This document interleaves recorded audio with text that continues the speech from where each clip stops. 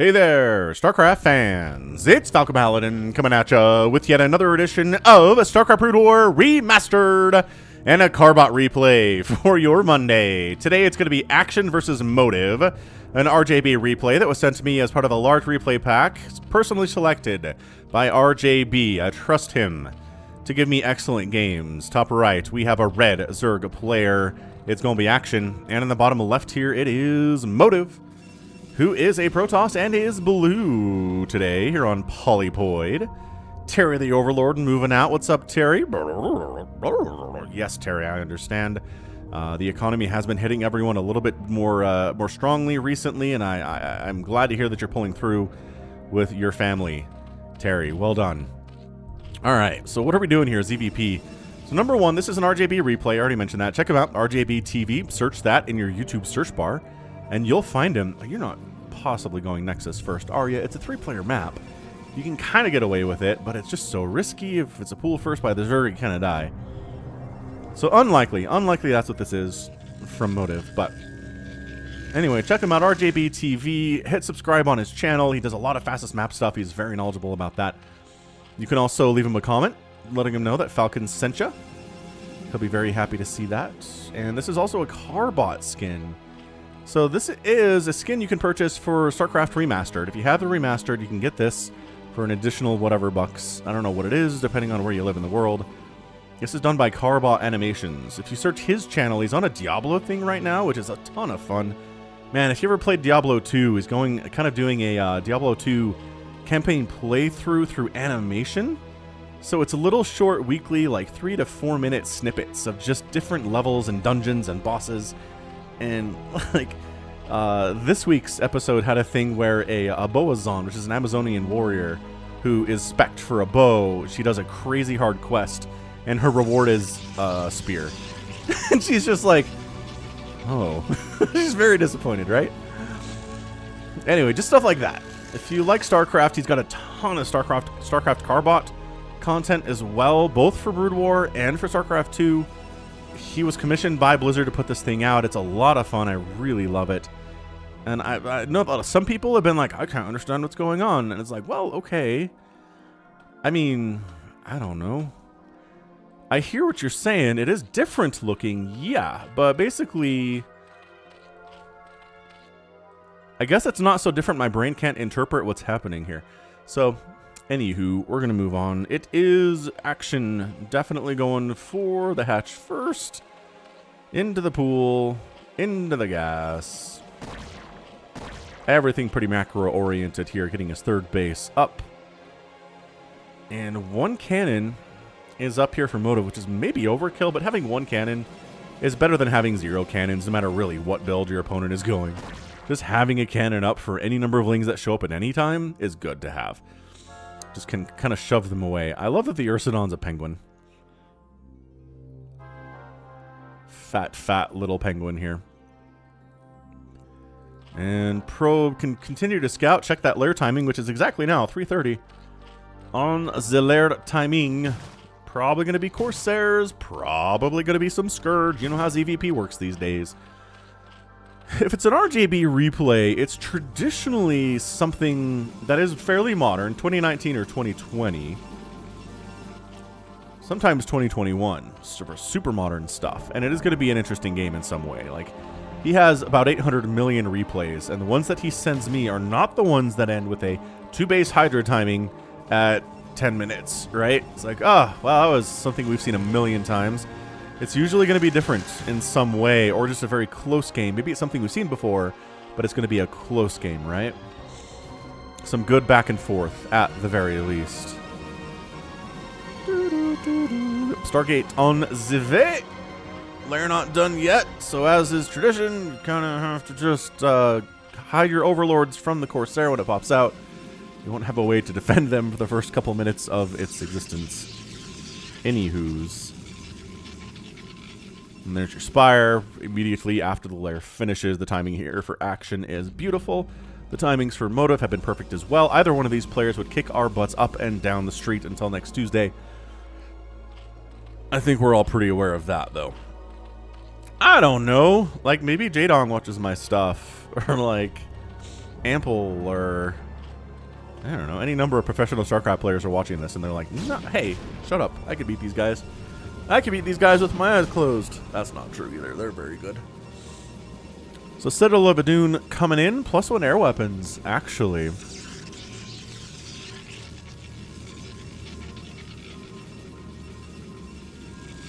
Warping in sound. Very nice. And that's going to be very fast. Templar Archives. Okay, this could be straight up DT Corsair, man. It never falls out of fashion. It's always a threat to the Zerg. If you don't have, like, static defense, spore crawlers in particular, and your detection's all gone because the Corsairs came through and obliterated all of your overlords, then the DTs wipe out your base and you call it GG. That's happened to me before. Now I get safety spores. Oh, the Corsair found them and they're stacked. Good split on the response, though, here from Action. And it's about 42 hits. I think we figured this out a couple years ago. It's about 42 hits on a Corsair to kill an Overlord. So it takes forever, but, you know, killing an Overlord is nice. It slows down the Zerg player a little bit. He's almost supply blocked now. But now there's Scourge on the way. And ground weapons coming in. And it is DTs. Okay, yeah. So we do have a Dark Templar in production now. I do like the DT design in Carbot here. It's pretty cool. I mean, DTs are just cool anyway. I'm just glad that the Carbot kept the coolness. Like, DTs aren't derpy. A lot of things are derpy, but Zealots are not derpy. That's for sure. Look at this guy. He means business. His name is Bob. And the DTs also meaning business, right? They got the eyebrow. The eyes are shaped in such a way that they are on a mission. They've got the laser sword ready to go. They're kind of transparent. It's great. So now the question is, do you have an Overlord here? Yes. The other question is, do you have units here? Other than drones? No. So that's not particularly ideal. If you get caught out here because you ran into an Overlord and a bunch of Lings surrounded you and murdered you, I'm going to be very sad. Run! No! No! The Overlord has speed! Oh, no! Oh, he does a super cool flip. He's trying to kill as many as he can, but nah, he's out. Ooh, that's why you get Overlord speed, man. You can chase those DTs down much more easily. Fourth base is done here from Action. Loving that from him. Like, that's super great. So, I think we're done with DTs. We're getting Zealot legs. Great upgrade. The Corsairs can't do much unless they're... Okay. In numbers, they can do a lot against a large number of Corsairs. If they're not in numbers, then they're just going to die. That's how this works. If you're the direct counter to something, which is what Scourge are to Corsairs, it doesn't mean that one of you can defeat an innumerable number of the thing you're good against. You can still get outnumbered and murderize. It just means you're good against them on a cost-efficient basis. A very cost-efficient basis traditionally. I don't think there was a hit there. That's why there's Hydras out, man. That's why there's Hydras. And then the fact that there are Hydras, that's why there's Storm on the way. So, you know, StarCraft can be a very large cascading decision tree. I mean, you're going to open Corsairs, and that forces the Spire out, and the Hydralisk Den is a choice, stemming from the fact that there are Corsairs out. But additionally, we have talked about the two-base kind of Hydra timing. So Hydras are just good against Protoss anyway. In fact, if Storm didn't exist, I dare say that Hydra Ling would just win every ZVP at the professional level known to man. Storm is very good and very frustrating for Zerg to play against, but if it didn't exist at all, then Hydra Ling would just kind of win all of the things. I know Reavers are good, but it's much easier to deal with Reavers than it is to deal with Storm. So now the question is, well, what if we just nerfed Storm a little bit? Knock down its damage output a tiny bit, right? Would that make a difference? Would that make it so that Hydras didn't just die in droves to a single High Templar, and maybe we still see, you know, Protoss winning? Maybe we see some more Hydra Zerg wins? I don't know. Every Protoss is like, shut up, it's fine. The state of the game is great. Storm is perfectly balanced. And yeah, it's just about that 10-minute Hydra timing. Storm is done, but you're not going to save your gateway. And by that, I mean you're totally going to save your gateway because Zealot Leg's finished, and these guys have +1 attack. Roar, charge. Charging out, Hydras are really bad versus speed lots. Cha-cha-cha-cha. Third base for Motive is trying to get established here on this high ground, which is exactly what Action did with his fourth. Corsairs showing up. There's only one Hydralisk here. Oh, there's a million Hydralisks now. Get out. Just kidding, there's like 7. But 7's a good number against Corsairs. Man, this is just non-stop pumping Hydras, isn't it? Transport? Yes, Ventral Sax is on the way. We're going to see some Hydra drop stuff. I do love Hydra drop stuff a lot. I say this a lot. Zerg players have a higher rate of victory against Terran and Protoss both if they employ drops into their strategy. If they're just trying to come across the ground in traditional attacking styles, there are just too many tools that Terran and Protoss have to deal with them. So these guys coming up the ramp seems like a terrible idea. Yeah, that's just no. Nope. +1 attack Hydras. Oh, he wants to kill these dudes. This is him being like, hey, remember when I was like Hydras are bad against Zealots? They are, but if you have 3 times as many Hydras as Zealots, suddenly the Zealots now start to struggle. See what I'm talking about? That's how this game works. We're getting Dragoon attack range. Dragoon's pretty good against Hydras, but also very good against Lurkers if they have the range upgrade.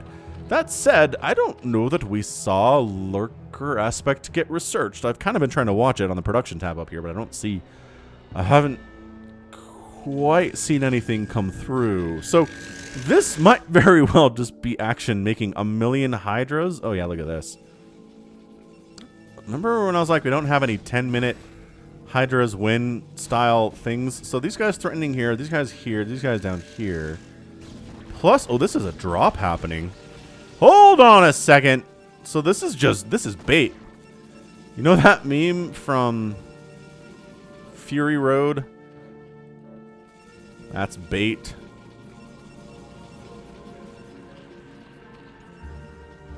That's what these guys are, because this is drops, man. This is big time drops. I think these guys are probably going to come in as well. How did you, oh, didn't. Okay, so these guys are like, hide. Kill the Corsair. Run. Go. All right, so engaging here into Storm. Ugh, all these Hydras are dead. By golly, they've all just been squished into little puddles, and that means these guys can come over to help against this attack. So again, this is not intended to win. This is just a poke. This is a distraction, because this is the realness. Is there more DT shenanigans? I thought we were done with those. 13 kills. Oh no! Action missed a big DT attack too, actually. He just lost a ton of drones. So this is succeeding immensely. A lot of probes are dying. A bunch of them had to evacuate. I'm not sure if they evacuated at all. To be honest with you, there's just a shuttle up here. Okay. Meanwhile, Storm coming in to deal with the Hydras, but coming into your own main base and dealing with your own Sim City has always been very annoying. No matter who you are, if you're getting dropped, especially Protoss and Terran have to navigate their own Sim City, that's annoying. Dude, these Hydras are going to get that Nexus. They got the Nexus. They got the Nexus. An attack into the third base could be just game ending right now from Action, as these Hydras are still being dealt with. Corsairs are getting specifically target fire. These Dragoons aren't actually engaging with anything because Motive is trying to deal with this attack up this way. It is 114 to 11 supply. Action has a bigger army, but not by a lot, and both players' worker counts are about even at this stage. So Hydra's fighting hard, getting wiped out. They got the +2 missile attack. These Overlords probably should run for their lives. Losing them is not something. Action doesn't want to have to replace those Overlords. He has exactly 100 minerals in the bank right now, and that is not enough. Not enough. Okay, so the main base does get sniped out, but the third base is alive. That's nice. Incredible oversaturation here at the natural base is très mal. Action, I'm trying to see if he's going to go for a 5th at all. Once you're ahead, get more ahead. That's what Day 9 taught me many, many years ago when he's teaching me about StarCraft. Many, many, many years ago now. I love Day 9, though. I've been going back and watching some of his old Day 9 dailies from Brood War, and just... love that guy. He's so smart. He's funny. He's entertaining. What else do you want from a content creator, huh? You want Day 9 is what you want. Okay, well, how many High Templar are in this army? 3. How much energy do they have? Storm 1. Okay. Another Storm is available. That's nice. But then Emergency turning into Archons is a possibility here, too. This is tight. RJB, it didn't steer me wrong. Once again, I've never been disappointed by an RJB replay. I've sometimes been disappointed by Gosu replays. The Gosu replay pack is not 100% reliable, but RJB is. Billion%. So many Hydralisks. They got +2 attack. Cha-cha-cha-cha.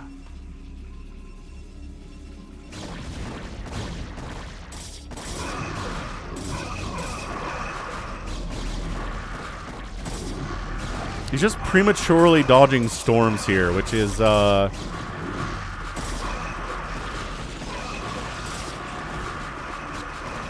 is he just getting overwhelmed all of a sudden? He's pushing back this way. Dude, these guys get in. They're going to focus down that cannon. Okay, so that helps a lot. They forced, a merge. They forced a summoning here. And this is, honestly, okay, Lurker Aspect is on the way. I was going to say, this is a straight-up Hydralisk win versus Protoss game, which we, again, see sometimes. But not usually if the game goes longer than 15 minutes, which is what we're looking at right now. Yo.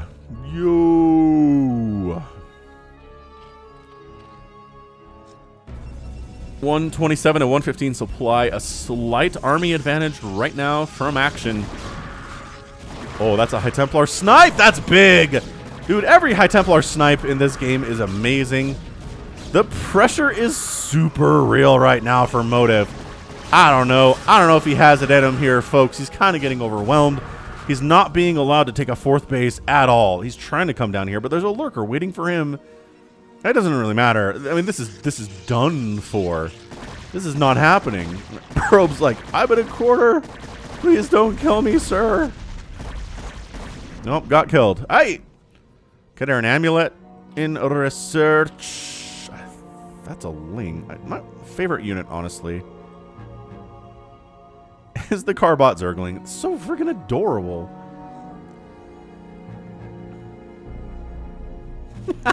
So happy. Just so happy. 142 to 123 is not looking particularly good for Motive right now, but he has Storm. He has Storm and Speed Lots on his side. And Dragoons with range and +2 attack and +2 armor. The upgrades here are at +2/+1 armor for the Hydralisks as well, which is very cool. Good upgrades today from action. Did he just drop this? No. This is a drop. The drop accidentally gets scouted by this probe who's trying to expand here, but guess what? Action's going for it anyway. So here he comes down the left side. This is okay. Motive's pushed out further than he's gone today with his whole army. Great positioning here though, but suddenly there's no High Templar down here at all. And he's just bypassing the natural entirely and gonna unload here in the main base, I guess. So the army's like, no, it's a drop. It's just like a Terran when an Arbiter's coming into their main, right? Okay, well, the probe death count, the probe death noises are pretty intense right now. They are running because they're smart. Generally, this lurker getting some work in there too. The Nexus is going to die for the 2nd time today. Nope. Hold on. They're not focusing it. They're not focusing it at all, but Motive, he's spent too much time on the left side of the map today. If you're going to beat somebody as good as Action is, you got to go after his hatcheries. You got to take the pain to him. I mean, these Overlords are going to die. Like, this is, I don't know, was that worth? He didn't get the Nexus. Right? He didn't get the Nexus. This 4th base for Motive is really trying hard right now. Woof. Woof.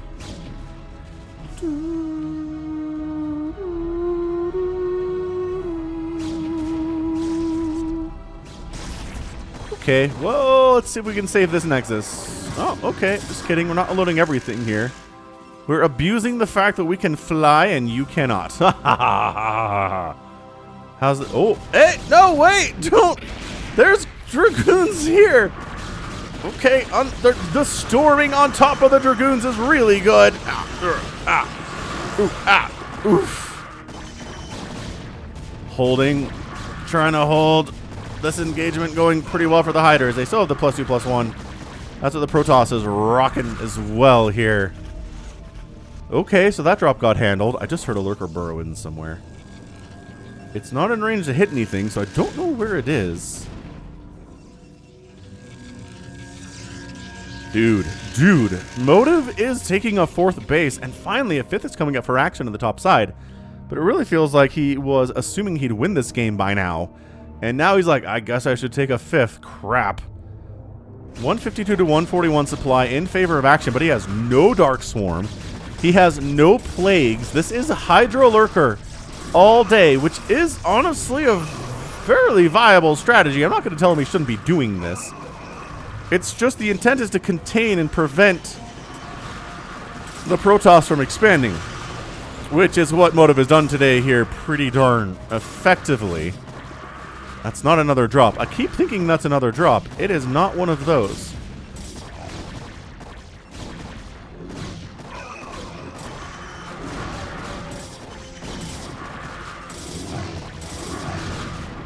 Lurker Egg getting focused a little bit here.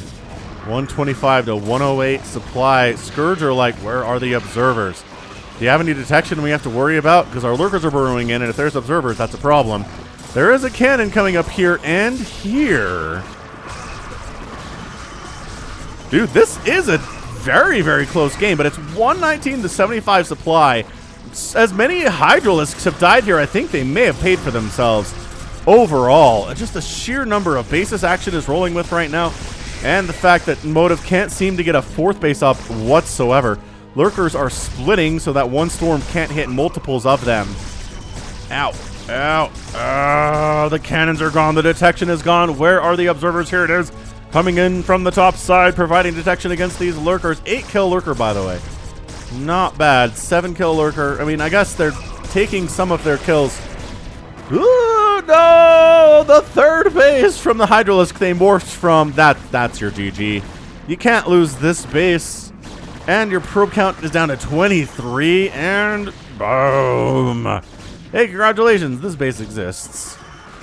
But you're down 123 and Motive leaves the game. GG. Action is your winner there in 21 minutes and 39 seconds. Absolutely impressive display there.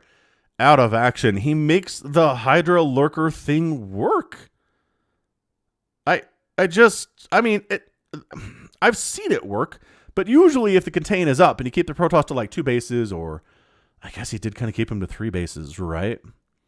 Don't let them expand, don't let them go anywhere, and it's a more effective experience for the Zerg in general. Wow. So yeah, I mean, this is the power of what +2/+1 Hydras on Lurkers can do. Largely Hydras. I want to say at least like 200 Hydras died here today, maybe more than that. The drop that sniped the main was amazing. The DT attack on the main base that killed like 13 drones in the main was incredible too. But the number of good engagements from Motive here were completely outweighed by the number of good engagements out of Action. The drops were a huge part of it too. We've seen the contain with the Hydras do some good work, but if you're dropping, it just adds a whole nother element of the Protoss where they hate playing against you because they have to worry about drops now. So 190 to 179, a total 1,000 points here for the Zerg player. Kill death ratio pretty good for Motive actually. 3 to, well, it's about 2 to 1, right? Based on the size of these bar graphs, got outproduced by about 2 to 1. So yeah, even death counts here, not particularly great. Buildings raised 24 to 0 is huge. Huge. And yeah, Action just spent so much time on the Protoss side of the map, and the Protoss just couldn't get out. Could not get out with any kind of a force. He was defending all the time. Way, way too much. And this, if you outspend the Protoss by 12,600 in 21 minutes, you're probably going to have a good time, as long as you're spending that money, right? Right. So GG. Well done there for Action, and thank you for watching a Carbot cast. All right, so that is going to be it for me today. This has been Falcon Paladin coming at you with yet another edition of StarCraft Brood War Remastered. Go ahead, hit that like button, hit that subscribe if you like what you saw and what you heard today. You can also catch me on Twitter, Facebook, Patreon, and Twitch, all at /Falcon Paladin. And until next time, as always, thank you so much for watching, and you take care of yourself.